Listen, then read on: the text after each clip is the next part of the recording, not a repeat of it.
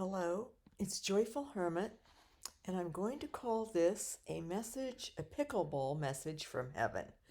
I don't know if it is from heaven, but I had a situation with someone I know who's a pickleball pro and is an older person, but came upon this sport just for fun, um, teaching a younger person, and had a real talent for it and got better and better and better, and before long was playing in tournaments, and also then I was able to make some income in order to have a major life change and get out of a negative situation, and is now a pro player and is doing quite well.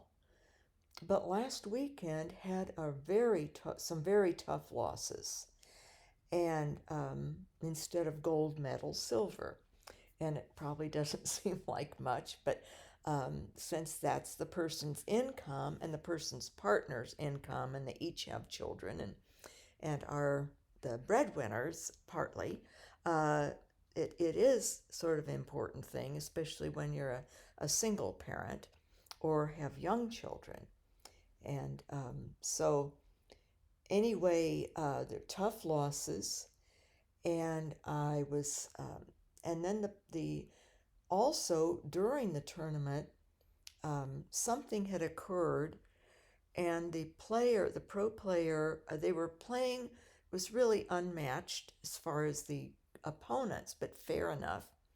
A lot of younger people are coming into the sport, and their partners happen to be quite young, and their parents subsidize them or provide for them, and so they are more well off and don't have to work during the week. They can just practice all week and have coaching, whereas the older partners have to teach lessons or clinics during the week. They can't just practice, they need to have income because they don't have parents providing for them. So it's a different situation. And then also just the sizes of the players and the ages were different. So it was an unexpected loss that the one couple had with this younger partners coming to play. So they're playing again this weekend. But in the meantime, then the person needed to go to another state and where was going to teach clinics. And this person is a gifted teacher. That is, the person's educational background is as a teacher and the person's vocational gift. So, but now is teaching pickleball. And the lessons usually during the week are a lot of older people play the sport, some younger people, and some youth. But some of quite a few of the people that are getting lessons are older people, retired people, and they're playing for fun or to get exercise. Pickleball's a very social sport, and the connections that the players make with one another, say in their town or community, become strong and very loving. They make very good friends. Someone gets ill or has an injury, they're taking meals over to the person. If someone has a death in the family, they're there to be supportive, and or an injury, they're there to be supportive, sort of like a church group might be. And for older people, it may be their only outing that they are getting in the day to intermingle with other people and to get exercise, to get out of their apartments or their condos or their townhomes or even out of assisted living apartments. So it's and then the people who are playing for fun are workaday people during the, who are in the younger category, middle-aged or whatever, and it's exercise for them and fun, something to relieve them from the daily grind of their average jobs or whatever they're doing. And then with youth, it's a fun sport. Potentially, maybe they're thinking that they want to become pro players someday. So it's a lovely thing. The person, the player, the pro player, who is benefiting by making a living, but teaching lessons isn't a huge salary by any means. It's an hourly wage. As well as the clinics, you have to make sure that there's enough people to fly someplace to, cut your costs, break even or more, or do better. So I had this thought of a message from heaven. I felt it was very loving and from God, and for me to text this person, this pro player, who had had these rough losses on the weekend, and knowing that this is a situation they're going to be facing of more and more younger people coming in who have been pro tennis players, even, or collegiate star tennis players in major universities, and have transferred over to pickleball. So it's the challenge is going to become increasingly difficult for them, for the older excellent pro player who wasn't a pro tennis player to begin with, and by the grace of God had this gift and talent with pickleball. So I had texted this person, decided to go ahead and text and comment about thoughts I was having. And it's nothing new that we don't know in general, but it was a reminder of, and during the last week's tournament, this is an aside, the person had become frustrated and because of something that unfair happened, but the lines judge didn't catch it. So they'd lost a point with that. And it happens, the line judge tries to watch balls in and out, and a player can call a ball out. But this ball happened to be in. The line judge didn't see it, so the partners lost a point to the younger players who had called the ball out. And accidents happen like that. But anyway, it wasn't really out, but it got lost anyway. So in frustration, though, with getting behind and unexpectedly having trouble with these players that they had beaten before easily, in fact, the day before, the person called out, and that's an interference, immediately called it on herself. Interference. And, which cost her and her partner a play or something happened that they didn't get an advantage from that because it was a mistake. You don't do that. Call out during play. It's sort of like in golf. Everyone's quiet or focused on the play. So anyway, someone from the crowd called out, "This is why we love you." And the commentators of the tournament said, yes, this person is always known for being a sort of legendary and a good sport, an honest person, a humble, decent player, and immediately didn't even wait for the ref to say anything, knew it was a slip up, and the person had never done an interference before, had never shown any kind of frustration in the play. It's a very stable and wonderful person. But someone called out, "This is why we love you." And so I wrote that to the person, reminder of that happening. And what a witness it was to people who are watching on television and online all across the country, even in other countries, watching this tournament. And then I pointed out these people in this state, a small state that she was going to teach clinics for 2 days before flying on to the next tournament, how these youth, middle-aged, and elderly people had given their money, paid their money, eager anticipation that this lovely pro pickleball player was flying in to teach them for 2 days how to improve their game, how to make special shots or dink better or back and forth, how to build up your body for it, how to do a mental game, how to do a physical game, all these tips, and actually be playing with these people interacting with them because the pro player loves people. And people tend to really relate with this person very well because this person has been an underdog, has faced persecution in the tournaments. For one thing, for being an older player. The different leagues market the young players first. They're more marketable. They've got more years are going to play. They get advantages in that way. And youth is popular. We all have to face it. And so, and this person though has worked so hard to overcome this underdog status and has been getting medals consistently this year and last year, doing very well, surprisingly. But even so, doesn't tend to get publicity, even though gets the medals. Often the partner, a younger partner or something, will get more publicity, even though this player is very good and doing well. So a lot of persecution going along with it. And people who watch the sport know this has been going on. And especially the older people can relate because how many of us are sort of set aside as we get older and become underdogs in essence in whatever we're doing.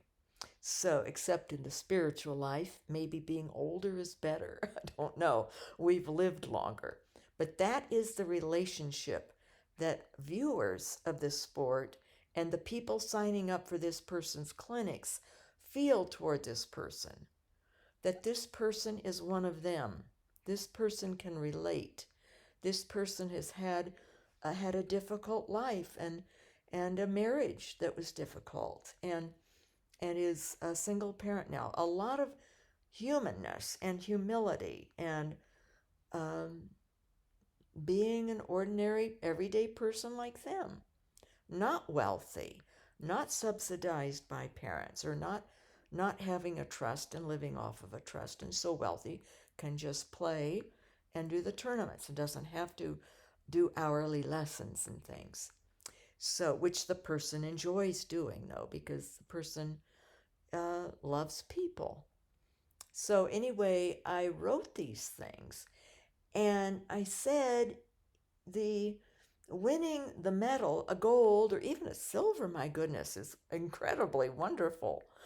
But they had been on a roll of winning gold, so of course, they were hoping for that. And this person always keeps in mind it is a sport, it is a game. There's an element of change and risk in it, like any career goes. But in this, maybe a little bit more because it's very competitive. But I wrote about God and in all of our lives and what an inspiration this person is to me to keep going and to keep striving and to remember, since I am disabled doubly now with my knee pain and difficulty with that's going to be permanent. Thankfully, I don't have that much longer to live. But still, whatever I do live, I am in a bind with my trying to keep my back stronger and doing more manual labor because my knee interferes with doing anything. So I wrote how the person inspires me even, and then going off and doing the humble work of lessons, one-on-one, or clinics where people are so eager and thrilled. It's a big deal to have someone come in who's a pro player, and particularly this one that has a good reputation for being a gifted teacher. So they're excited about it and looking forward to it. They may never be in a tournament outside of their town, or maybe not in their town, and it's just a wonderful experience for them to have and to intermingle with this woman who has come up from behind and is now, on a national level, ranked very well. So I pointed that out in God's view in our lives.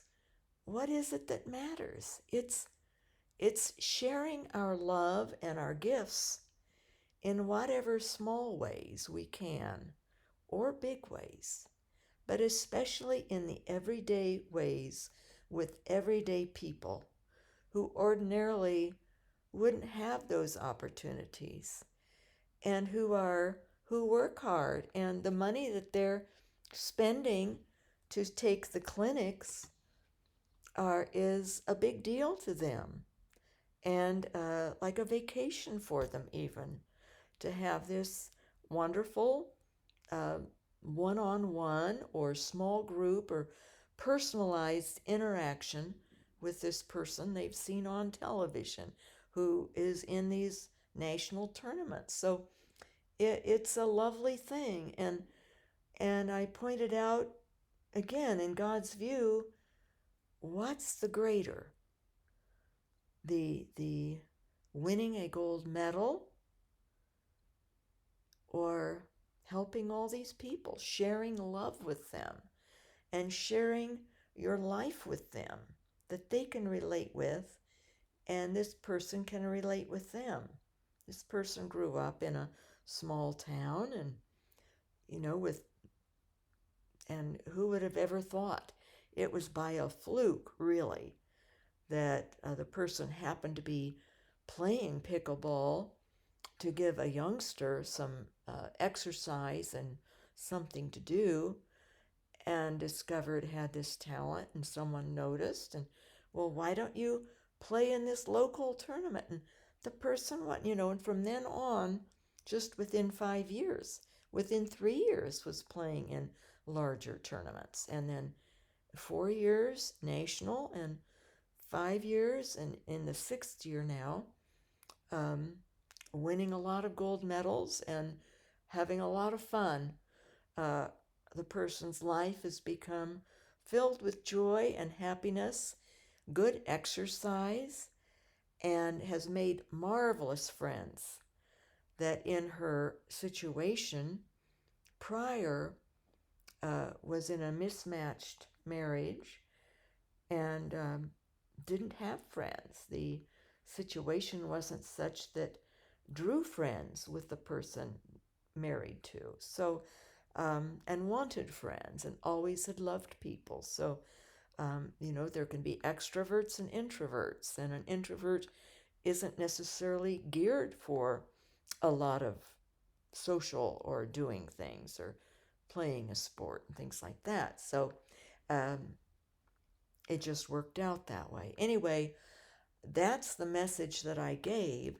I have no idea if the person received my message well, if it meant anything, or if it helped somehow to realize the value of what the person was going to be doing to help other people. I don't know. I'm just exploring with these messages, and with living on the other side, being dead to this world, and then learning to connect through sending a text message or a prayer or something, but not myself interacting with people. I can't really too much with my physical now anyway, and then online here, trying to give messages that might be helpful to other people. I don't know. Just exploring it and discerning, even if the message is from God. I don't know. This one here that I had, my pickleball message from heaven, um, and even talking about what a lovely sport it is for people who are in the temporal world and in the active world, and how to keep it balanced too. Like I said, this pickleball pro reminds, it's a game, it's a sport, and you win, you lose, you move on, you keep trying. The person has also given that in interviews of um, striving harder to learn what can be learned in a tournament that's lost, and go back and work on it to play better, or to have more tips for the people you're teaching lessons to and helping them to enjoy something in life. So that's my pickleball message from heaven. And next time, I think I want to talk about um, something that God did for me. It's been maybe 16 years ago or 18 years ago, I think. I God gave me this crucifix through special means and using a person, but I'm going to talk about that, I think, in my next video. Remember that we do our best in our lowly, humble ways and in whatever simple ways we can to share our love and our gifts and talents with other people, to lift them up, to enjoy life, and to learn and grow, and to feel God's love from us to them. God bless His real presence in us. I'm praying for you, and I so appreciate your prayers for me. Thank you.